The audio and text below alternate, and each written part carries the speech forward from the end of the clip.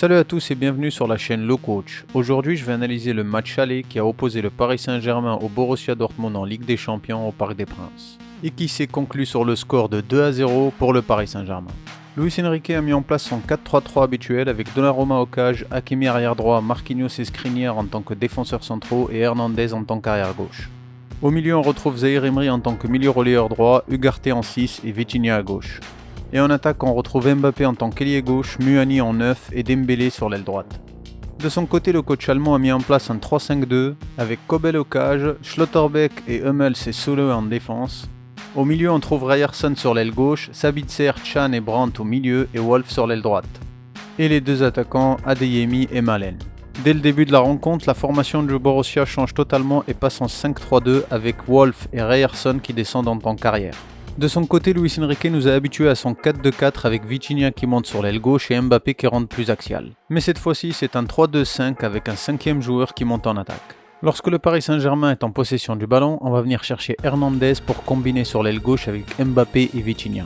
Les combinaisons rapides en 1-2 entre Mbappé et Vitinha permettent de mettre totalement à l'amende le milieu de terrain du Borussia Dortmund, ce qui désaxe totalement le bloc défensif des Allemands. Comme on le voit ici, Zahir Emery a un espace énorme dans l'axe dont il peut profiter, sans parler de Dembélé et Hakimi qui mettent la pression sur l'arrière gauche allemand. Mbappé trouve Kolo Muani en pivot, Kolo l'armée immédiatement à Zahir Emery dans l'axe. Zahir Emery trouve Dembélé sur l'aile droite qui en une touche de balle l'armée à Hakimi qui frappe en première intention. La frappe d'Hakimi est contrée par la défense. Encore une fois, on va venir changer de côté rapidement avec Dembélé qui trouve Hernandez sur l'aile gauche. Hernandez combine avec Vitinha et continue sa course en profondeur en emmenant avec lui le milieu central allemand. La ligne des milieux et des défenseurs allemands se croise.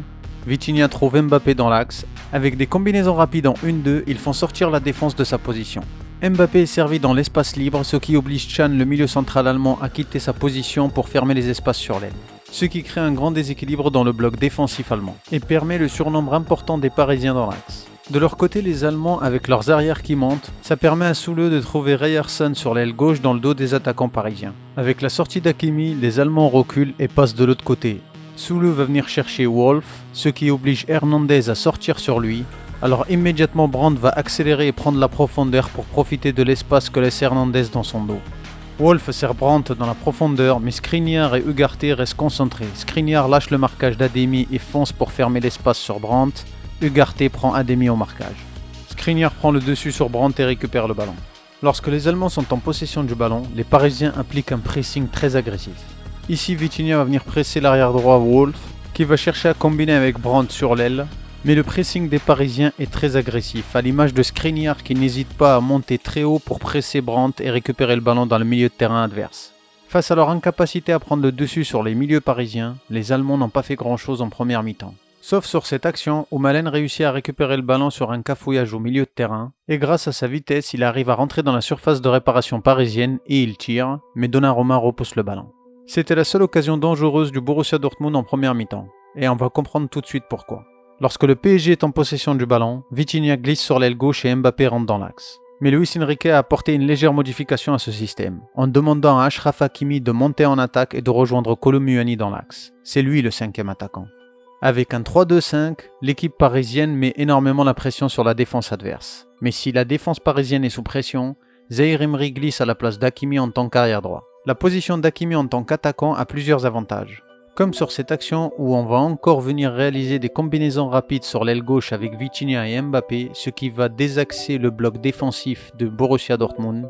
Et avec Hakimi qui rentre beaucoup plus axial en attaque, il attire avec lui l'arrière gauche allemand, ce qui laisse un espace énorme pour Dembélé sur l'aile droite. Encore une action, on va venir chercher Hakimi sur l'aile droite, qui va accélérer et combiner avec Dembélé, puis il va prendre la profondeur.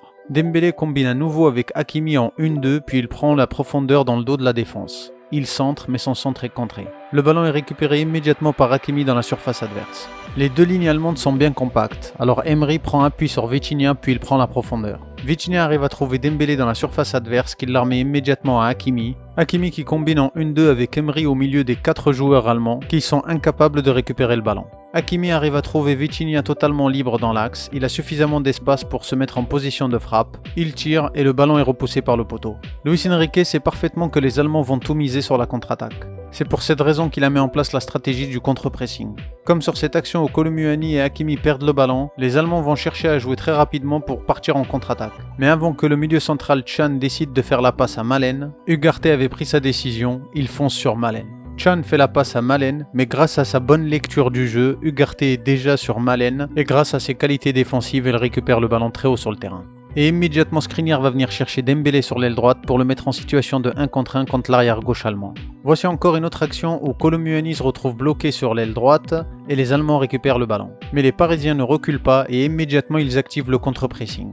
Avec Dembélé et Hakimi qui viennent presser très haut, ce qui oblige les Allemands à dégager le ballon, Ugarte monte au défi aérien et le ballon est récupéré par les Parisiens. Voici encore une autre situation où on va venir chercher Mbappé. Les Allemands se regroupent autour d'Mbappé avec Soule qui sort sur lui et les milieux qui viennent fermer les espaces.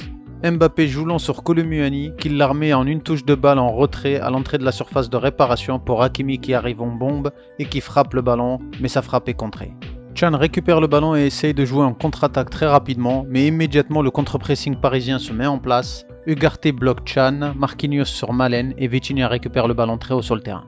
Voici encore un autre exemple du contre-pressing parisien, avec Dembélé qui déborde et qui effectue un centre dans la surface adverse. Le ballon est récupéré par la défense allemande, ce qui déclenche immédiatement le contre-pressing des joueurs du PSG, avec Hernandez et Marquinhos qui viennent fermer les espaces et mettre la pression sur la défense adverse. Les Allemands tentent de combiner en 1-2 sur l'aile gauche, mais les Parisiens ferment très bien les espaces avec 5 joueurs qui viennent faire le contre-pressing. Et grâce à leur surnombre, Marquinhos récupère le ballon et combine immédiatement en 1-2 avec Hernandez et il prend la profondeur. Une autre stratégie mise en place par Luis Enrique pour contrer le bloc défensif mis en place par les Allemands, c'est le jeu en passe courte sur les coups de pied arrêtés. Ici sur corner, Dembélé va venir chercher Vitinha à l'entrée de la surface de réparation avec une passe courte. Les Allemands sont dans leur surface de réparation et Vitinha va profiter pour frapper de loin. Une autre stratégie aussi utilisée par les Parisiens, lorsque le bloc allemand est très haut, alors immédiatement à venir chercher Mbappé dans la profondeur dans le dos de la défense allemande.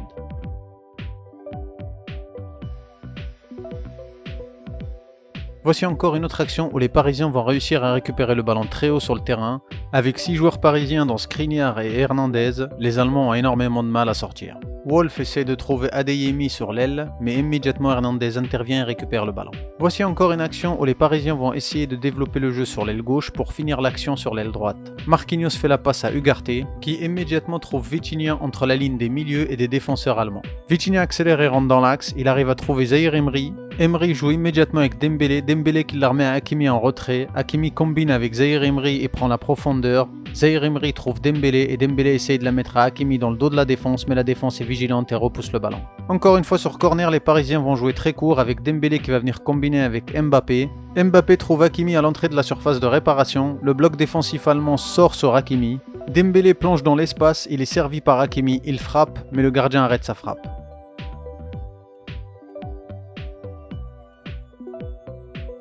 En seconde période, les Allemands continuent avec la même optique, partir en contre-attaque. Sur une combinaison ratée entre Vitinha et Mbappé, les Allemands récupèrent le ballon et trouvent Brandt pour partir en contre-attaque. Mais grâce à sa bonne lecture défensive encore une fois, Ugarte récupère le ballon très haut sur le terrain. Et remet le ballon à Skriniar qui immédiatement sans réfléchir va venir chercher sur l'aile droite Hakimi. Hakimi combine avec Dembélé et prend la profondeur. Dembélé se retrouve en 1 contre 1 contre l'arrière gauche allemand et ne se fait pas prier et l'efface facilement. Dembélé trouve Hakimi dans l'axe, Hakimi est entre les deux lignes allemandes, la défense allemande est écartée, Hakimi sert Dembélé dans la profondeur. Dembélé fait un centre à ras de terre à l'entrée de la surface de réparation où Mbappé est totalement seul, qui frappe le ballon sans contrôle, mais sa frappe est contrée par la main de Soule. L'arbitre indique le point de pénalty. Mbappé transforme le pénalty. 1-0 pour le Paris Saint-Germain.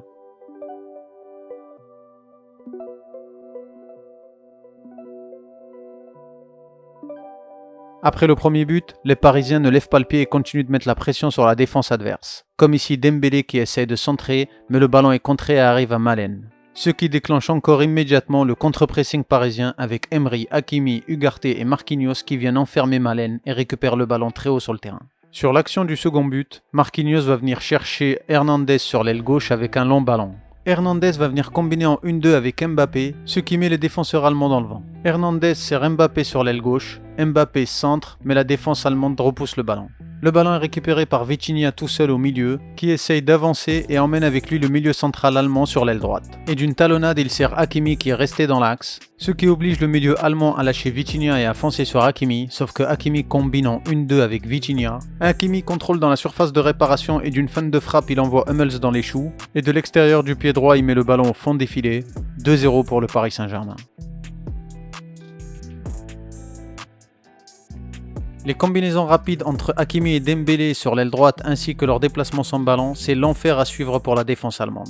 Ici, Hakimi combine avec Dembélé puis il accélère, Dembélé lui remet en une touche de balle, puis Hakimi lui remet encore une fois en une touche de balle, Dembélé essaie de le trouver mais le ballon est perdu. Et là, Brandt récupère le ballon et essaie de le transmettre à Adeyemi, mais immédiatement le contre-pressing de Dembélé et Hakimi s'active et fonce sur Adeyemi pour l'empêcher d'avancer avec le ballon. Et le ballon est récupéré dans l'axe par le duo Hakimi et Dembélé.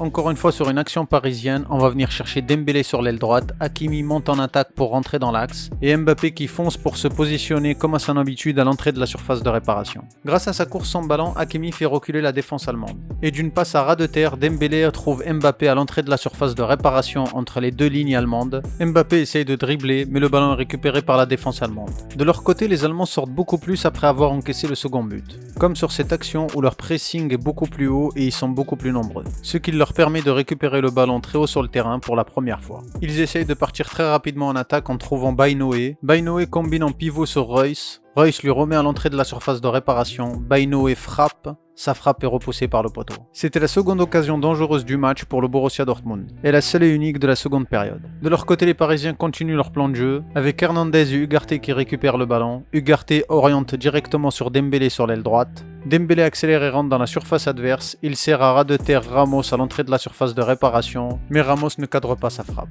Voici une dernière action où Kangin arrive à trouver Ramos en pivot entre les lignes. Hummels sort immédiatement sur Ramos, ce qui permet de laisser un espace au milieu de la défense allemande. Ramos remet le ballon à Danilo en arrière. Mbappé profite de cet espace pour accélérer et Danilo le sert en profondeur. Mbappé rentre dans la surface adverse et reprend le ballon d'une reprise de volée, mais sa frappe n'est pas cadrée.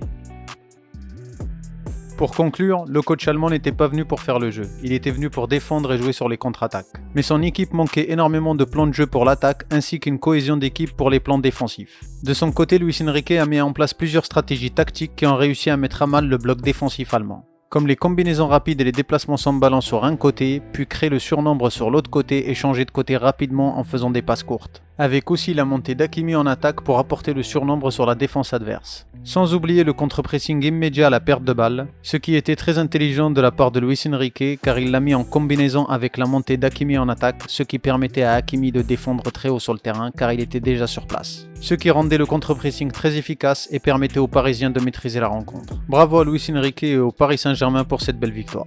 Mention spéciale pour le duo Dembélé-Hakimi qui ont réalisé une rencontre incroyable et qui étaient à l'origine de toutes les actions dangereuses du Paris Saint-Germain. Si le contenu vous a plu, n'hésitez pas à partager et à liker et à dans une prochaine analyse et une prochaine vidéo. Ciao!